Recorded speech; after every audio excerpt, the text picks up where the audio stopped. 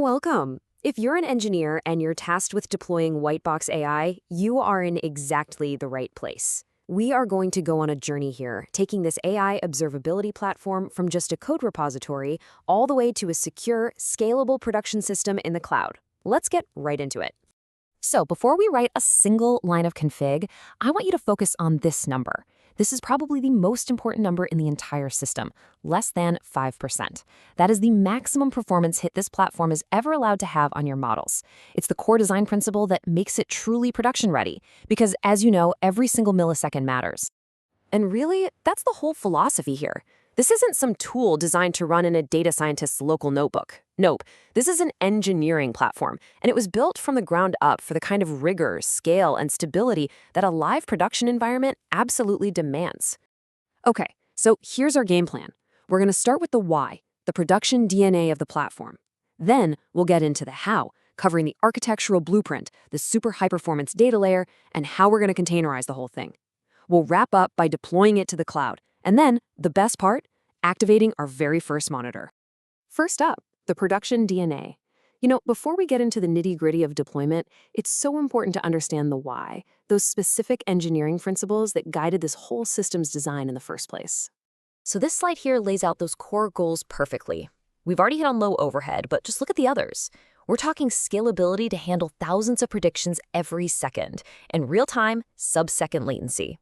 Now, the key to making all this happen is that last point, asynchronous processing. It means that the heavy operations, like generating complex model explanations, all happen in the background. They never block your model's critical prediction path. All right, let's pull up the architectural blueprint. Think of this as our high-level map for the entire system that we're about to put together and deploy. At its core, the platform is built on that classic separation of concerns principle. You can see there are three really distinct modules. First, you have the Fast API backend. That's the powerhouse, doing all the heavy lifting. Second, the Next.js frontend. That's the user interface. And third, the super lightweight Python SDK that actually hooks into your models. And here's the kicker. Each one of these can be scaled and deployed completely independently of the others.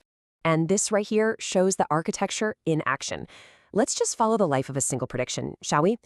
It all starts at your ML model. The SDK monitor captures the input and output and, this is key, asynchronously sends it to the API endpoint. The API validates it, hands it off to the prediction service, which then analyzes it and writes the final record to the database. The entire flow is non-blocking, completely optimized for speed and reliability. Okay, let's dig into the data layer. This is arguably the most critical part of any production system, right? This is the foundation that everything else is built on top of. The platform uses a pretty smart hybrid data strategy. For the core data, think user accounts, model configs, it uses standard Postgres. This gives us rock-solid ACID compliance, which means our data integrity is guaranteed. But for the really high-velocity prediction data, it uses the timescale DB extension. This thing is purpose-built to handle massive volumes of time series data like a champ. This table lays out the full toolkit. So you see PostgreSQL and timescale DB handling storage. Then there's Redis, which is pulling double duty for both caching and as a message broker. And finally, that broker feeds tasks to Celery, our async task queue. This is the component that handles all those heavy background jobs, like generating explainable AI reports or running drift analysis, all without slowing anything else down. The magic of timescale DB is really captured in this one single line of SQL. You take a normal table, like the one storing your predictions, you run this one command, and boom, it's instantly transformed into a hypertable. That's a high-performance, auto-partitioning table that's designed specifically for time series data. It is incredibly powerful, yet so simple to use. Now that we understand all the components, let's talk about packaging them up for deployment. We're going to use Docker to containerize everything. And this is so important because it guarantees that what works on your laptop will work exactly the same way in the cloud. No surprises. So if we take a peek at the backend Docker file, a few best practices really jump out. First, it uses a slim Python image, which keeps the container size nice and small. But the most important part is this right here. For security, it creates and then switches to a non-root user called Whitebox AI before it runs the application. This is a simple but absolutely critical step for hardening your production environment. Now, to orchestrate all these different containers, especially when you're developing locally, we use Docker Compose. This little snippet highlights the depends on key, which is just vital. It tells Compose, hey, don't even think about starting the backend container until the database and Redis are up and ready to go. It's such a simple, declarative way to manage the startup order of our entire stack. All right, time for the main event.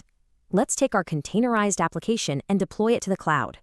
We'll be using AWS as our reference here, but honestly, these same principles apply to any of the major cloud providers. This table shows the AWS workhorses we'll be using for our deployment.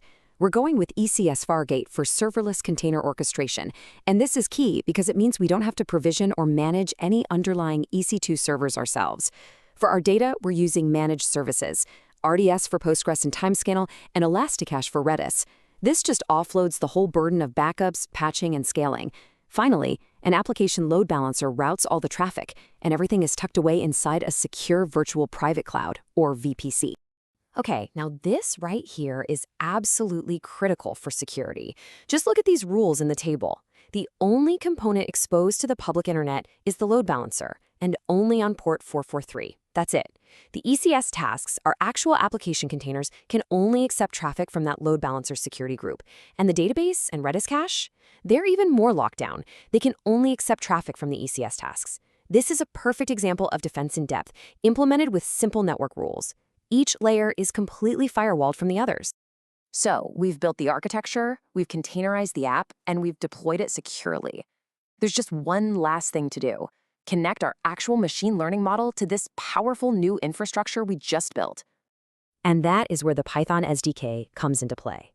You know, all that complex infrastructure we just designed and deployed, it all exists for one simple reason: to make the integration for the machine learning engineer as easy and performant as humanly possible.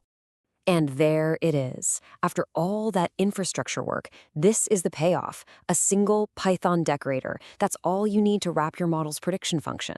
With this one line of code, every single input and output will now be securely and asynchronously logged to the production platform we just built.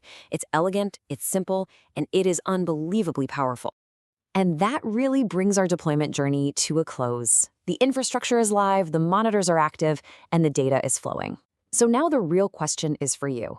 With this level of visibility into your production models, what new insights are you going to uncover first?